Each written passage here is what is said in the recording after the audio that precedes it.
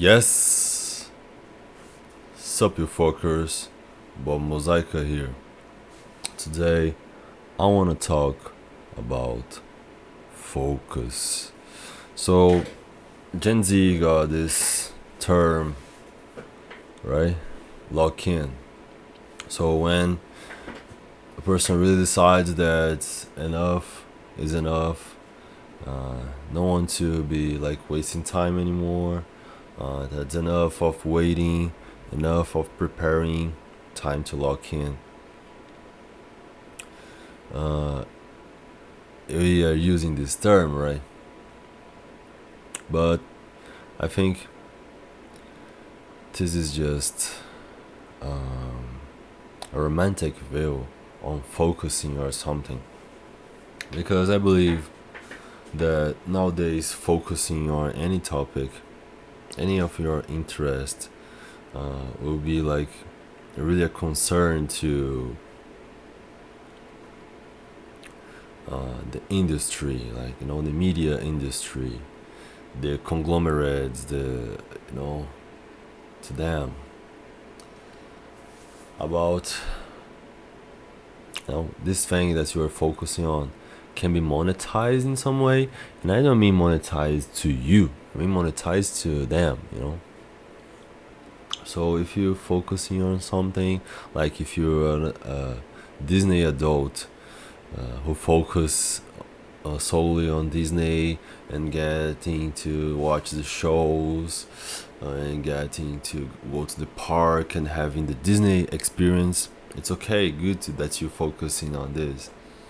People don't say you lock in on watching Disney shit, but if all of a sudden you decide to lock in on learning a topic that can makes you money, can gives you power, then there is a romanticization about that, because it used to be just something normal, like you like something and you get specialized in that thing in a bunch of different matters. Like if you like welding and you got specialized on welding, it's something that you will make money out of, right?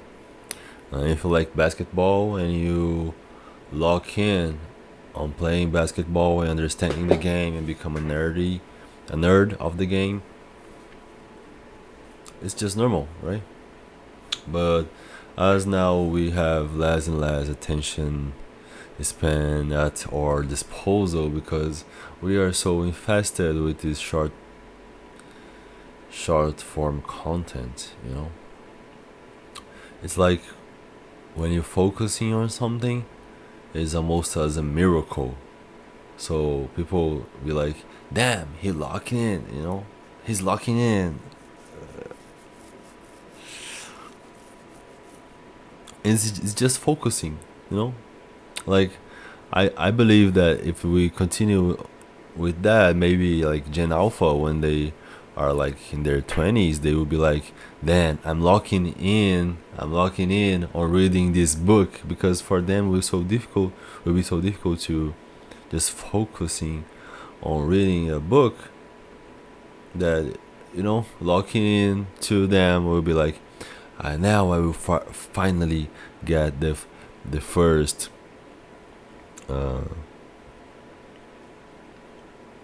I forgot the word, but first hand content that would be like the book, and not someone talking about the book, or some short video of a guy who watched a video of other guy who read the book, you know?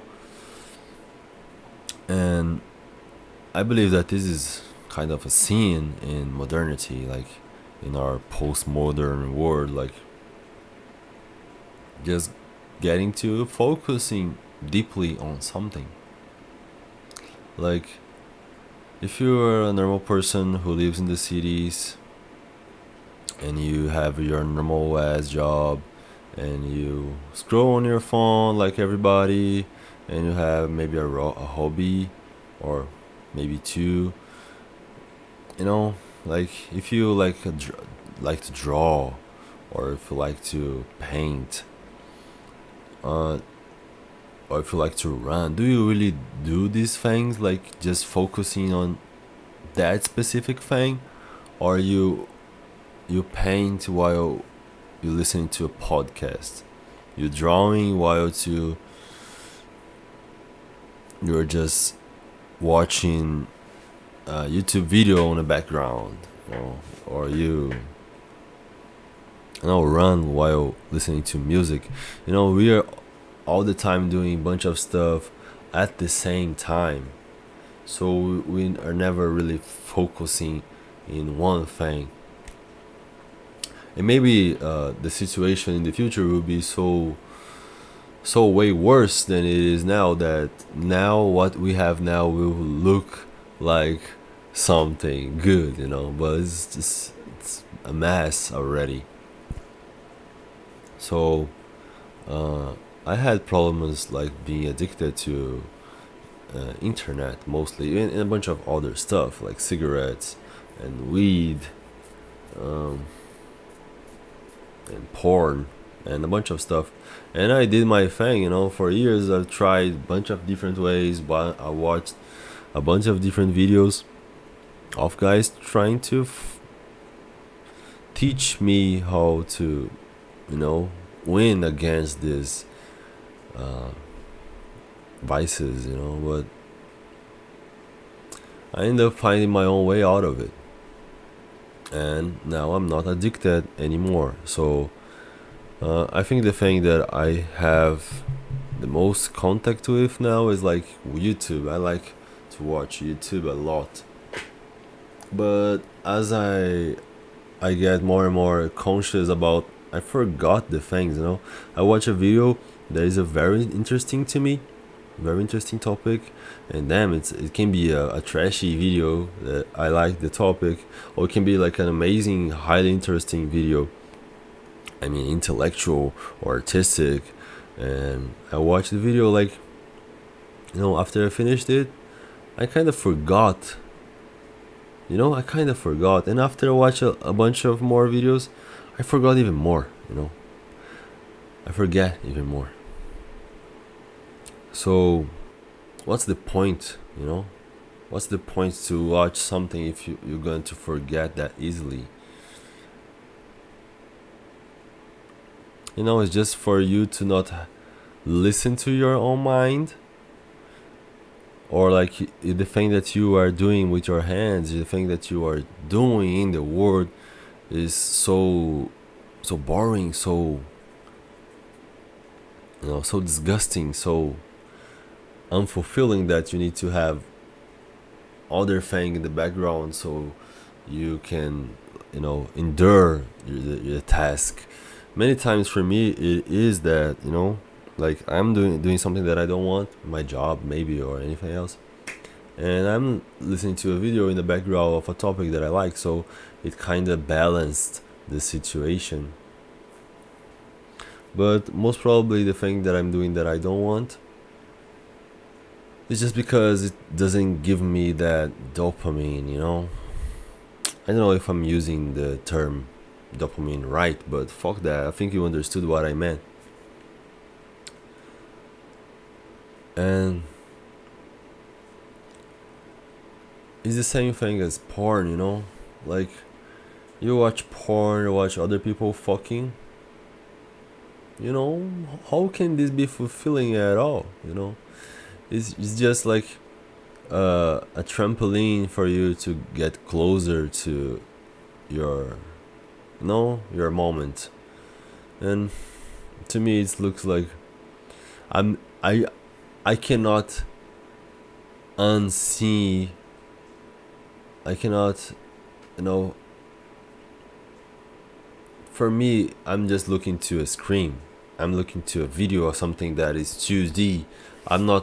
I cannot feel myself, put myself in that situation. Like, there are a bunch of people who cope, like, I watch porn because I put myself in the guy's shoes and I feel like I'm having that experience with that woman.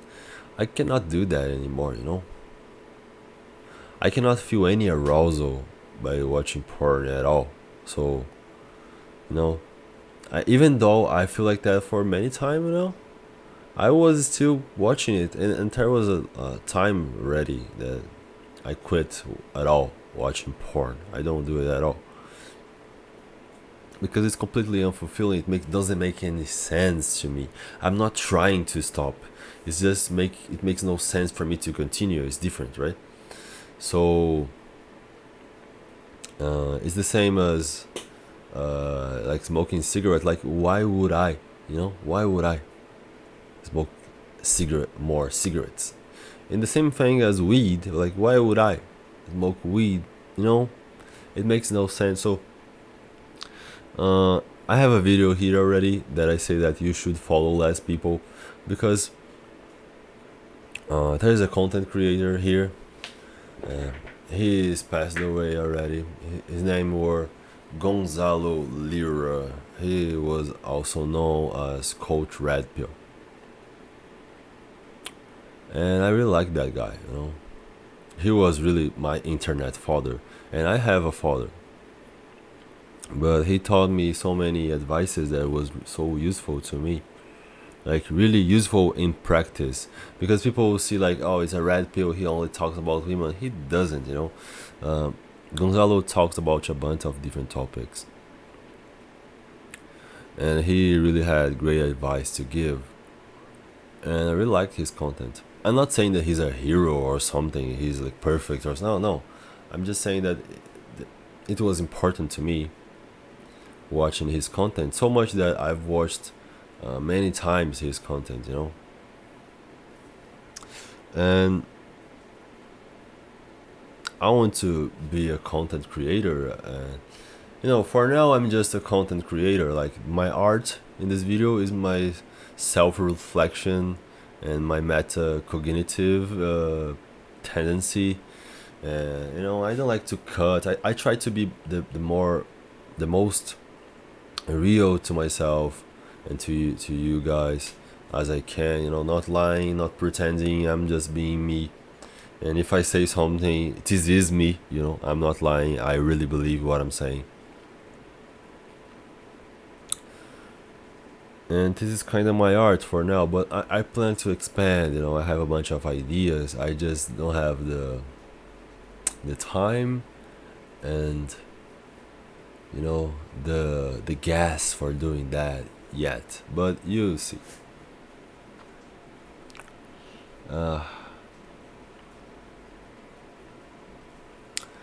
And I want my videos to someday reach this level of connection that I have people watching my content and watch it again, because they want to feel that experience again, because it was really touching for them. And I believe that the only way I can achieve that is being sincere and trying to be the best person I can be, my best version. And it's not really trying to pretend to be. I don't believe like this thing about pretending until fake until you make it. Don't believe that. I believe that you try, and you try, and if you fail, you try again. And like in your maybe 100th, attempt, you'll be way better than you were in your first. And that's the thing, that's how things work. Everyone has their own potential, but the biggest thing is that we need to focus, like in the time that you are doing the thing, you need to really be there, not thinking about other stuff, not doing other stuff at the same time. Of course there are people who like can do that, like there are people who can like perform better a thing while doing other thing because they are hardwired for that. They make it work. But I think that most people just get it worse when they don't focus on the thing that they are trying to do. And like everything around us is just trying as much as possible to steal not take, not ask for, steal your attention. Like people say, like nowadays, attention is currency. So people are trying to steal your currency, like the government, going up with its taxes, increasing taxes, doing inflation. They are stealing value out of your pocket. In the same way, they are stealing our attention.